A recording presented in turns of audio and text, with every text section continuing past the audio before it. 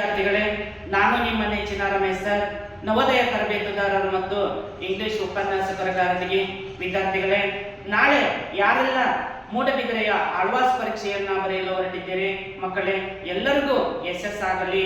ಆತ್ಮವಿಶ್ವಾಸದಿಂದ ಪರೀಕ್ಷೆಯಲ್ಲಿ ಎಲ್ಲಾ ಪ್ರಶ್ನೆಗಳಿಗೆ ಉತ್ತರವನ್ನ ನೀಡಿ 100% ನೀವು ಪರೀಕ್ಷೆಯಲ್ಲಿ ಪಾಸ್ ಆಗೇ ಆಗುತ್ತೀರಿ ಅಂತ ಹೇಳ್ತಾ, ವಿದ್ಯಾರ್ಥಿಗಳೇ, today I brought one more important chapter on mental ability ಅಥವಾ ಮಾನಸಿಕ ಬುದ್ಧಿ ಸಾಮರ್ಥ್ಯ ಅಂತ ಕರಿತೀವಿ.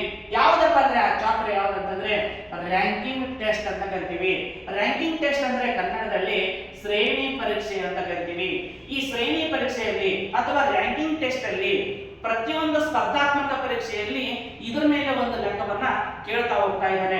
ಈಗ ನೋಡ್ರಿ, ಆದರ್ಶ ಆಗಿರ್ಬೋದು, ಸೈನಿಕ ಆಗಿರ್ಬೋದು, ಹೌದಾ, PO ಆಗಿರ್ಬೋದು, ST ಆಗಿರ್ಬೋದು, STA ಆಗಿರ್ಬೋದು, KS ಆಗಿರ್ಬೋದು, IAS ಆಗಿರ್ಬೋದು, ಮುಂತಾದ ಸ್ಪರ್ಧಾತ್ಮಕ ಪರೀಕ್ಷೆಯಲ್ಲಿ ಏನಂತಂದ್ರೆ ಈ ಕಾನ್ಸೆಪ್ಟ್ ಮೇಲೆ ಏನಂತಂದ್ರೆ ಒಂದು ಲೆಕ್ಕವನ್ನ ಕೇಳ್ತಾ ಹೋಗ್ತಿದ್ದಾನೆ.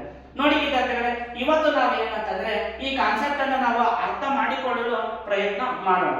ನೋಡಿ, ನಾನು ಇವತ್ತು ಇದರ ಮೇಲೆ ಒಂದೆರಡು ಲೆಕ್ಕಗಳನ್ನು ತಂದಿದ್ದೀನಿ, ನಾವು ಅರ್ಥ ಮಾಡ್ಕೊಳ್ಳೋಣ. ನೋಡಿ, ಮೊದಲನೇ ಲೆಕ್ಕ ಯಾವ್ದಪ್ಪ ಅಂತಂದ್ರೆ 40 ವಿದ್ಯಾರ್ಥಿಗಳ ಕೋಣೆಯಲ್ಲಿ, ಒಂದು ಕೋಣೆಯಲ್ಲಿ 40 ವಿದ್ಯಾರ್ಥಿಗಳಿದ್ದಾರೆ. ರೋಹನನು 10ನೇ ರ್ಯಾಂಕ್ ಗಳಿಸಿದ್ದಾನೆ. ಹೌದಾ? ಹಾಗಾದರೆ ಇಂದಿನಿಂದ ಅವನ ರ್ಯಾಂಕ್ ಎಷ್ಟು ಅಂತ ಕೇಳಿದ್ದಾನೆ. ಇಂದಿನಿಂದ ಅಂತಂದ್ರೆ ಏನು? ಬಲಗಡೆಯಿಂದ. ಮುಂದಿನಿಂದ ಅಂತಂದ್ರೆ ಏನು? ಎಡಗಡೆಯಿಂದ ಅನ್ನೋದನ್ನ ನಾವು ಅರ್ಥ ಮಾಡ್ಕೋಬೇಕು. ನೋಡಿ, ಯಾವ ರೀತಿ ಅರ್ಥ ಮಾಡ್ಕೊಳ್ಳೋಣ? ಇನ್ನೊಂದ್ಸರಿ ಓದ್ತೀನಿ. 40 ವಿದ್ಯಾರ್ಥಿಗಳ ಕೋಣೆಯಲ್ಲಿ ರೋಹನನು 10ನೇ ರ್ಯಾಂಕ್ ಗಳಿಸಿದ್ದಾನೆ. ಹಾಗಾದರೆ ಇಂದಿನಿಂದ ಅವನ ರ್ಯಾಂಕ್ ಎಷ್ಟು ಅಂತ ಕೇಳಿದ್ದಾರೆ. ನೋಡಿ, ಇಲ್ಲಿ ಒಟ್ಟು ವಿದ್ಯಾರ್ಥಿಗಳು ಎಷ್ಟು? 40 ಜನ ಇದ್ದಾರೆ. ಆ 40 ಜನದಲ್ಲಿ ಎಡಗಡೆಯಿಂದ ರೋಹನನು ಎಷ್ಟನೇ ಸ್ಥಾನದಲ್ಲಿದ್ದಾನೆ? 10ನೇ ರ್ಯಾಂಕಿನಲ್ಲಿದ್ದಾನೆ. ಹೌದಾ? ಅಂದ್ರೆ ಅವನ ಹಿಂದಗಡೆ ಎಷ್ಟು ಜನ ಇದ್ದಾರೆ? 9 ಜನ. ಹೌದಾ? ಫಸ್ಟ್ ರ್ಯಾಂಕಿನಿಂದ ಎಷ್ಟು ಜನ ಇದ್ದಾರೆ? 9 ಜನ. 9 ಜನ ಆದ್ಮೇಲೆ 10ನೇ ರ್ಯಾಂಕಿನಲ್ಲಿ ಯಾರಿದ್ದಾರೆ? ರೋಹನನ ಇದ್ದಾನೆ. ಈಗ ಬಲಗಡೆಯಿಂದ ಅವನ ರ್ಯಾಂಕ್ ಎಷ್ಟು ಅಂತ ಕೇಳಿದ್ದಾನೆ, ಹಿಂದಿನಿಂದ ಅವನ ರ್ಯಾಂಕ್ ಎಷ್ಟು ಅಂತ ಕೇಳಿದ್ದಾನೆ. ನೋಡ್ರಿ, ಹಿಂದಿನಿಂದ ಅಂದ್ರೆ ಒಟ್ಟು 40 ಜನ ಇದ್ದಾರೆ. 40 ಆದ್ಮೇಲೆ ನೋಡ್ರಿ 39, 38 ಈ ರೀತಿ ಬಂದಾಗ 30 ಜನ ಏನಂತಂದ್ರೆ 30 ಜನ ಕುಂತಿದ್ದಾರೆ ಬಲಗಡೆಯಿಂದ. ಹೌದಾ? ಬಲಗಡೆಯಿಂದ 30 ಜನ ಇದ್ದಾರೆ. 30 ಆದ್ಮೇಲೆ 31ನೇದು ಏನಂತಂದ್ರೆ ಇದನ್ನ ರ್ಯಾಂಕ್ ಇದೆ ಇಲ್ಲಿ 31ನೇ ರ್ಯಾಂಕ್. ಹೌದಾ? 31ನೇ ರ್ಯಾಂಕ್ ಬಲಗಡೆಯಿಂದ ಐತೆ ಅನ್ನೋದನ್ನ ನಾವು ಅರ್ಥ ಮಾಡ್ಕೋಬೇಕು. ಸರ್, ಇನ್ನೂ ನನಗೆ ಅರ್ಥ ಇಲ್ಲ ಸರ್, ನಾವು ಏನ್ ಮಾಡೋದು ಗೊತ್ತಾ? ನೋಡ್ರಿ, ಈಗ ಇಲ್ಲಿ ನೋಡ್ರಿ ಇನ್ನೊಂದು ನಾನು ಟ್ರಿಕ್ಸ್ ಅನ್ನ ಬರೆದಿದ್ದೀನಿ. ನೋಡ್ರಿ, ಎಡಗಡೆಯಿಂದ 10ನೇ ರ್ಯಾಂಕ್ ಇದಾನೆ. ಯಾರು? ರೋಹನ್ 10ನೇ ರ್ಯಾಂಕ್ ಇದಾನೆ. ಇಲ್ಲಿ 10ನೇ ರ್ಯಾಂಕ್ ಇದಾನೆ ಅಂದ್ರೆ ಬಲಗಡೆಯಿಂದ ನೋಡ್ರಿ 1 2 3 4 5 6 7 8 9 10 11 12 13 14 15 16 17 18 19 20 21 22 23 24 25 26 27 28 29 30 ನೋಡ್ರಿ 31ನೇ ರ್ಯಾಂಕ್. ಹೌದಾ? ಈ ರೀತಿಯಾದನ್ನು ನಾವು ಕಂಡುಹಿಡಿಯಬಹುದು. ಸರ್, ಇದು ಈ ತರ ಮಾಡಿದ್ರೆ ಟೈಮ್ ಜಾಸ್ತಿ ಆಗುತ್ತಲ್ಲ ಸರ್, ಮತ್ತೆ ಶಾರ್ಟ್ ಆಗಿ ಯಾವ ರೀತಿ ಮಾಡೋದು ಅಂತಂದ್ರೆ ಅದಕ್ಕೊಂದು ಟ್ರಿಕ್ಸ್ ಇದೆ. ನೋಡ್ರಿ, ಮೂರನೇ ಟ್ರಿಕ್ಸ್ ಏನಂತಂದ್ರೆ ನೋಡ್ರಿ, ಒಟ್ಟು ವಿದ್ಯಾರ್ಥಿಗಳಲ್ಲಿ ಏನ್ ಮಾಡೋದು? ರ್ಯಾಂಕ್ ಎಷ್ಟನೇ ರ್ಯಾಂಕ್ ಇದ್ದಾನೆ ಅದನ್ನ ಕಳಿಬೇಕು. ಎಷ್ಟು ಬಂದ್ರು? 30 ಜನ ಬಂದ್ರು. 30 ವಿದ್ಯಾರ್ಥಿಗಳು. ಆ 30 ವಿದ್ಯಾರ್ಥಿಗಳಿಗೆ ಒಂದು ಪ್ಲಸ್ ಅನ್ನ ಮಾಡಿದ್ರೆ 31 ಆಗುತ್ತೆ.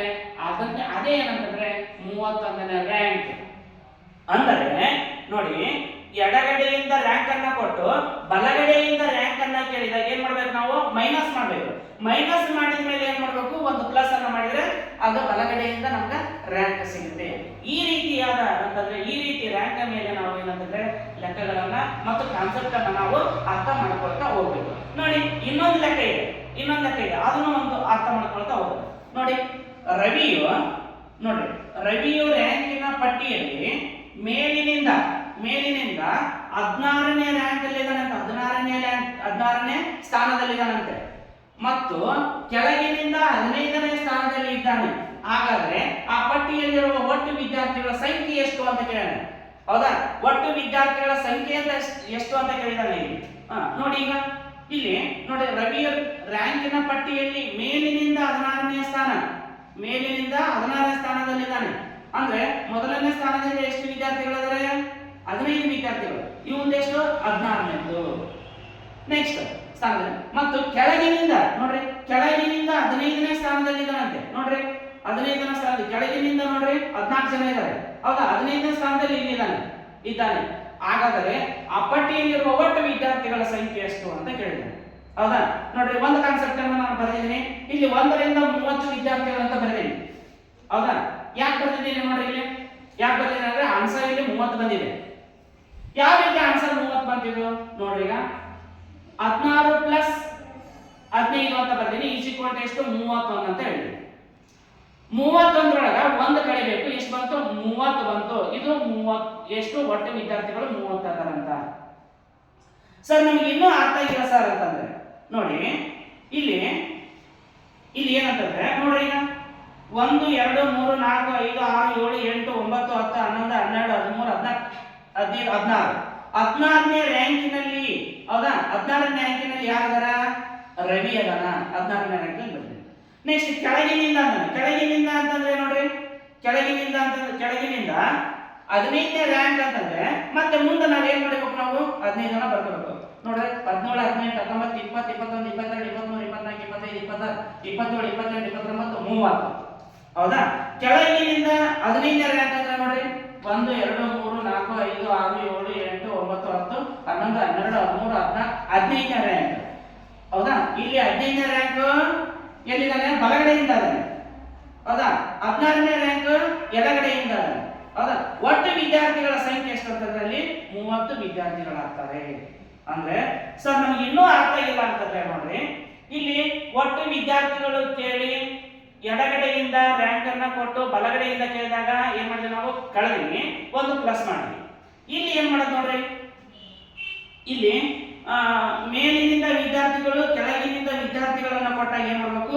ಕೂಡಿಸ್ಬೇಕು. ಕೂಡಿಸಿದ ಮೇಲೆ ಏನ್ ಮಾಡ್ಬೇಕು? ನಾವು ಒಂದು ಮೈನಸ್ ಅನ್ನ ಮಾಡಬೇಕು. ಅವಾಗ ಒಟ್ಟು ವಿದ್ಯಾರ್ಥಿಗಳು ಸಿಗ್ತಾರೆ. ಈ ರೀತಿಯಾದ ಕಾನ್ಸೆಪ್ಟ್ ಅನ್ನ ನಾವು ಏನಂತಂದ್ರೆ ಅರ್ಥ ಮಾಡ್ಕೊಂಡಿದ್ದು ಯಾಕಂತಂದ್ರೆ ಪರೀಕ್ಷೆಯಲ್ಲಿ ನಾವು 1 ಮಾರ್ಕ್ಸ್ ಅನ್ನ ತೆಗೆದುಕೊಳ್ಳುತ್ತೇವೆ. ನೋಡಿ ವಿದ್ಯಾರ್ಥಿಗಳೇ, ಮುಂದಿನ ವಿಡಿಯೋದಲ್ಲಿ ಮತ್ತೊಂದು ಕಾನ್ಸೆಪ್ಟ್ ಮೇಲೆ ಮತ್ತೊಂದು ವಿಡಿಯೋವನ್ನು ನಾನು ಮಾಡ್ತಾ ಹೋಗ್ತೀನಿ.